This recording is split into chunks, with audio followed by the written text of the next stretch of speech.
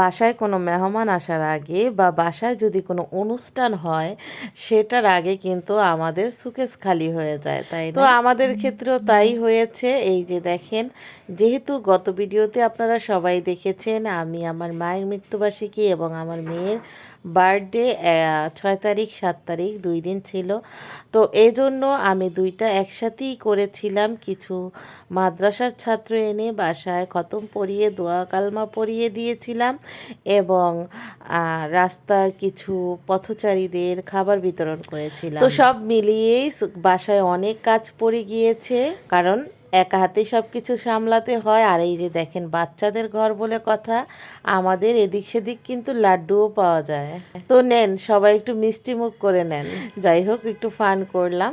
তো এই তো যেটা বলছিলাম, যে কাউকে তো আত্মীয় স্বজন কাউকেই দাওয়াত করা হয়নি, কারণ আমি তো কোনো জন্মদিনের অনুষ্ঠান করি না বা করবও না। তবে ওই যে বললাম, মায়ের মৃত্যুবার্ষিকী, মেয়েরও জন্মদিন, সব মিলিয়ে আমি একটু দোয়া কালমার ব্যবস্থা করেছিলাম। হুমায়রার বাবা করেছিল। হুমায়রার বাবার মন মানসিকতা এবং তার কথা বলে শেষ করা যাবে না। আল্লাহ আমার হাজব্যান্ডকে নেক হায়াত দান করুক, কারণ তার উসিলাই আলহামদুলিল্লাহ আলহামদুলিল্লাহ আলহামদুলিল্লাহ আমরা অনেক ভালো আছি।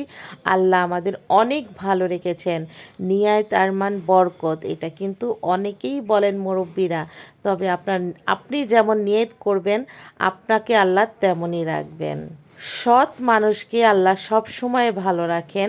আলহামদুলিল্লাহ আমার হাজব্যান্ড অনেক অনেক সৎ নিষ্ঠাবান, নিজে পরিশ্রম করে, নিজের রক্ত পানি করে, নিজের ঘাম শরীর থেকে ঝরিয়ে টাকা ইনকাম করেন এবং সেই টাকা দিয়েই তার ফ্যামিলি এবং আত্মীয় স্বজনকে চালানোর চেষ্টা করেন।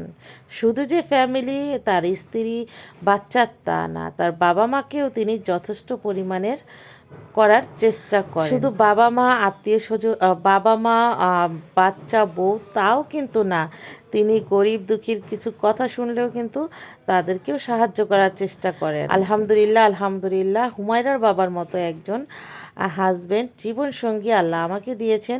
এজন্য আমি প্রতিনিয়ত আল্লাহর দরবারে লাখো কোটি শুক্রিয়া জানাই, শুক্রিয়া জানাই, শুক্রিয়া জানাই।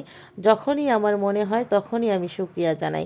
এই মানুষটির উসিলায় এখন পর্যন্ত ভালো আছি, আলহামদুলিল্লাহ আলহামদুলিল্লাহ। তো অনেক কথা তো বললাম, কথা বলতে বলতে কিন্তু আমি আমার সুকেশটাও সাজিয়ে নিয়েছি আর রুমটাকে একটু পরিষ্কার করে নিয়েছি। বাসায় মেহমান আসলে বা কোনো অনুষ্ঠান হলে কিন্তু রুম একটু এলোমেলো হয়ে যায়, অনেক কাজও বেড়ে যায়।